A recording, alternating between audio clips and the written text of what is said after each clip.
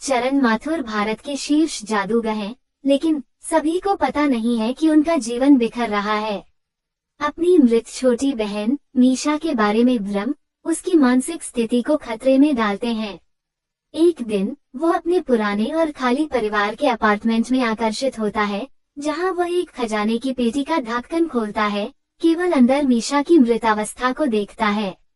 वह आखिरकार अजीबोगरीब डॉक्टर पालित से मनोवैज्ञानिक मदद मांगता है, जो उसे अतीत में वापस जाने के लिए प्रतिगमन सम्मोहन के तहत रखता है, जब बोबो 11 साल का था और मीशा 6 साल की थी। ये पता चला है कि बोबो और मीशा अपने अपार्टमेंट में अपने पिता के साथ रहते थे। एक दिन बोबो जादू टोने के बारे में एक किताब पढ़ता है, जहां उसे 666 नंबर का पता चलता है और इसका उपयोग लिफ्ट पर इमारत के निचले हिस्से में एक अनलिस्टेड मंजिल पर जाने के लिए करता है, जिसे वह मीशा को नरक का प्रवेश द्वार बताता है। बोबो के अनुसार प्रत्येक इमारत का अपना नरक होता है, जहां इमारत के बुरे लोग मरने के बाद अनंत काल के लिए भेज दिए जाते हैं। एक दिन डायना नाम की एक महिला उनकी इमारत में आती है और बोबो को यकीन हो जाता है कि वो एक दयान है जो लिफ्ट पर उसके और मीशा की यात्रा के बाद सामने आई थी। डायना बोबो के पिता को आकर्षित करती है और उससे शादी कर लेती है। तब बोबो को पता चलता है कि डायन की शक्ति का स्रोत उसकी चोटी है। डायना के जन्मदिन पर लाल चांद की रात के दौरान वह अपनी अंधेरी शक्तियों को बहाल करने के लिए मीशा की बलि देती है। बोबो और उसके पिता ट्रंक के अंदर मीशा की लाश और अब बिना वेश वाली डायना को उसके शरीर के ऊपर मंडराते हुए पाते हैं। डायना अपनी कान फाड़ देने वाली चीखों से बोबो के पिता को मार देती है। जब वह अपनी बाकी रस्में पूरी करती है, तो व्याकुल बोबो को अपने पिता का खंजर मिल जाता है और वह डायना की चोटी काट देता है, जिससे उसकी शक्ति का स्रोत नष्ट हो जाता है। डायना धूल में मिलनी शुरू हो जाती है, लेकिन वो उससे कहती है कि वो वापस आएगी। डॉक्टर पालित बोबो के सपनों को काल्पनिक बताते हैं। बोबो और तमारा शादी करते हैं और 10 वर्षीय जुबिन को गोद लेते हैं।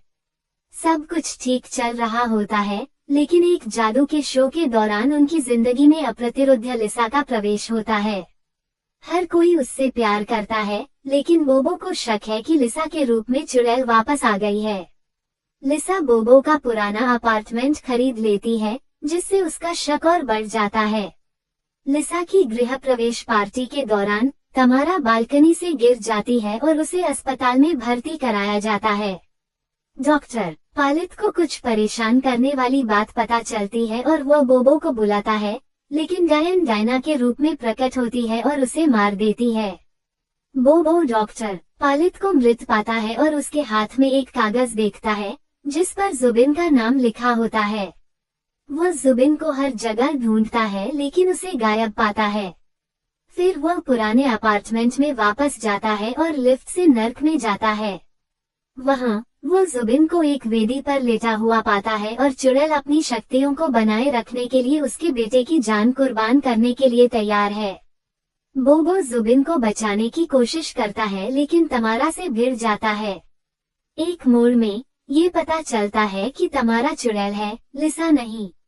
डायना प्रकट होती है और उसे बताती है कि वो एक पिशाच है, क्योंकि कोई भी औसत व्यक्ति जो लिफ्ट में बटन दबाता है, उसे नरक नहीं मिलता है। तमारा उसे बताती है कि उसे पुनर्जन्म में 20 साल लग गए और वह उसे फिर से मारने नहीं देगी, और वह उसे बेहोश कर देती है। बोबो जागता है और उसे वह किताब याद आती है जिसमें उसने पढ़ा था कि पिशाच लाल चांद की रात को अपनी ताकत वापस पा सकता है, और आज लाल चांद की रात है। अपनी नई अर्जित शक्तियों के साथ वह तमारा को मारता है और शैतान को अपनी शक्तियां लौटाता है। डायन, जो अब डायना के रूप में है, बताती है कि केवल एक निर्दोष व्यक्ति ही डायन को मार सकता है, और चूंकि बोबो ने उसे एक बार पहले भी मारा था, इसलिए वह अब निर्दोष नहीं है।